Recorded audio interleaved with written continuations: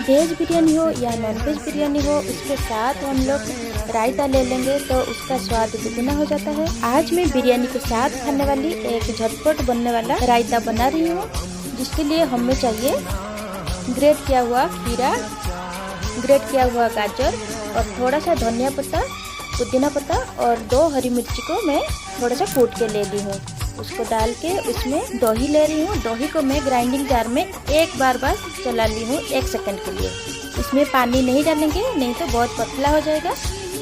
रायता थोड़ा सा गाढ़ा ही अच्छा लगता है। और इसमें कुछ मसाला मिलाएंगे, जैसे कि चिली फ्लेक्स, भुना हुआ जीरा की पाउडर, थोड़ा सा काली मिर्ची पाउडर और सादा नमक और काला नमक। सारा मसाला हम 1-1 चम्मच ले लेंगे और नमक मिर्ची स्वाद के अनुसार उसको अच्छे से मिक्स कर लेंगे। और ये लीजिए, हमारा झटपट बनने वाली सुपर टेस्टी रायता बनके रेडी।